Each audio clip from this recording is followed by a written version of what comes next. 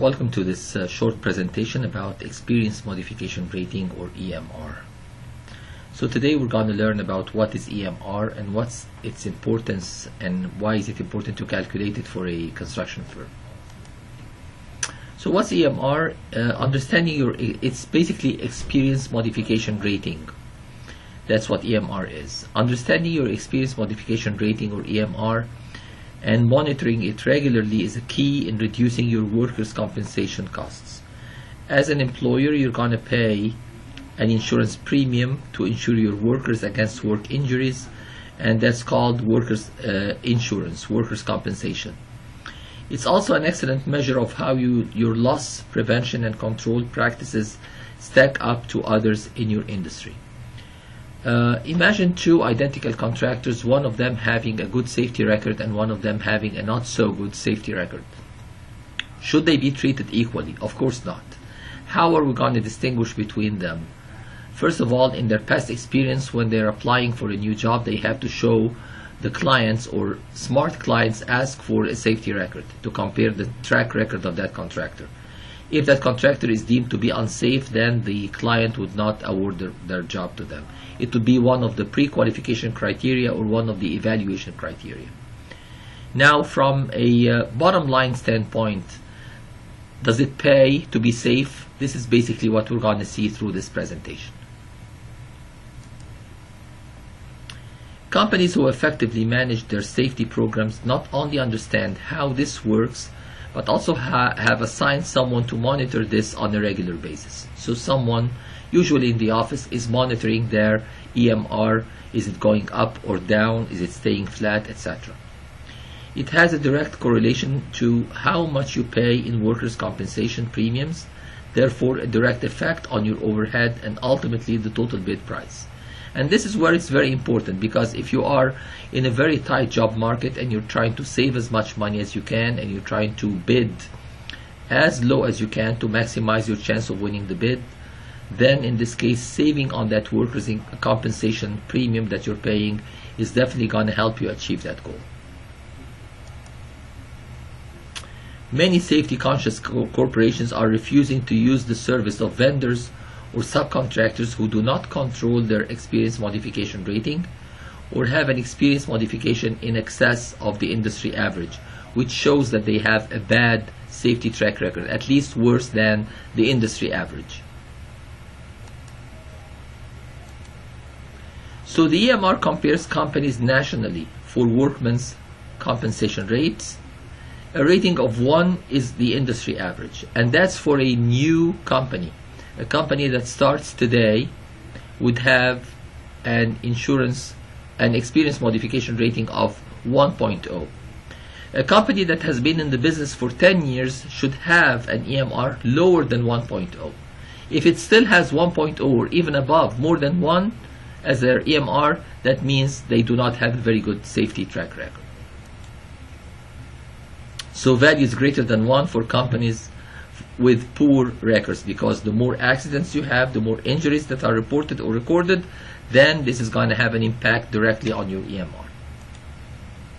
Values of less than 1 are for companies with good records, because again, if you keep working for a certain number of hours per year or certain number of years without having any reported accidents or injuries, then this is going to reduce your EMR. Think about it as your insurance premium that you pay for your vehicle, for your car. The more accidents you have, the more traffic tickets or speeding tickets you have, that's going to increase your insurance. The more years you have without any accidents or any tickets, then that's going to reduce your insurance premium. The EMR helps determine workers' compensation insurance premiums. How is it calculated? Simply speaking, your EMR compares your workers' compensation claims experience to other employers of similar size operating in the same type of business. So it's comparing apples to apples. Most employers who have an annual premium in excess of $3,000 will receive an EMR by the insurance company. Your EMR is calculated by the National Council on Compensation Insurance, NCCI, or in some states an independent agency. Your independent insurance agent can advise you where yours is calculated. So depending on your company, where you're working, who is going to calculate your EMR. In general, each year insurance carriers report to the calculating agency your class codes, payrolls, and losses for the last 5 years. The computing agency uses 3 complete years of data ending 1 year prior to the effective date of the rating period. Now, this is very important. Accidents that you have had last year are not going to be reflected on your EMR. They're going to be reflected on next year's EMR. Accidents that you have this year will not be reflected in next year's EMR. They're going to be reflected in the following year. So they have a long staying effect. So for example, a rating in 2005 will normally not use 2004, but would use 2003, 2002, and 2001. So right now, for example, for 2013, it's not going to use 2012. Your track record in 2012 is not going to affect your EMR for 2013. It will, however, affect it for 2014. So for 2013, it's based on 2011, 10, and 9. While the formula may appear complex, it compares your specific payrolls and losses to the industry average losses for like business of similar size. If you are at the industry average, your EMR is going to be 1. If your experience is 20% better than average, then your EMR is going to be 80.8. Or if it's 20% worse than average, it's going to be 1.2. Now, what kind of classes of employees is it documenting? All the employees. But is someone going to say, for example, that the risk of a steel connector who erects structural steel for a high-rise building, is the risk they're going to be exposed to is the same as someone doing a clerical job in an office? Of course not. So again, it's going to have, for each one of these different jobs, it's going to have a certain risk assessment, and the premium is going to be corresponding to that risk assessment. So for that steel person, it's going to be much higher than someone doing a clerical job. It makes sense to reward companies that practice effective safety and claims management techniques over those who do not. In effect, the EMR just does that. An example below illustrates the difference between a company with a 0.8 EMR versus a 1.2 EMR. So the two companies have exactly the same payroll for the same class of employees. The rate per $100 is 8.25. So the premium is going to be 8.25 times 800,000, that's 66,000.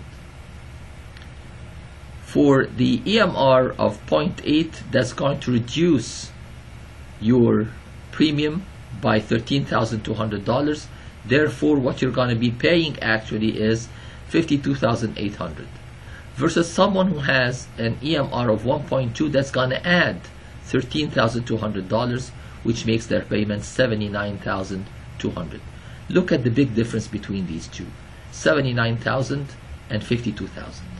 So we're talking about $27,000 just in insurance premiums difference. That can make a difference between a winning bid and a losing bid. How do I get it? Typically, you'll receive an EMR sheet each year prior to your policy renewal date.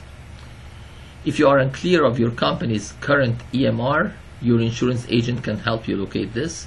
Your EMR is also listed on the declarations page of your workers' compensation policy. So this is where you can find it. Again, looking at an example here, two identical companies. One having carpenters, the payroll for the carpenters is $200,000 and the workers' comp is $13 per $100 of the payroll. So the insurance cost is $26,000 for the carpenters. Electricians, it's $5 per $100 of the payroll, so it's $2,500. Masons, it's $6 per $100. So obviously in this case the carpenters are deemed to be their job is more risky than that of electricians or masons. Your total payroll is $330,000, so your insurance cost is $33,300 based on this. If you have an EMR of 0.7, so 0.7 of the 33,300, that's 23,310.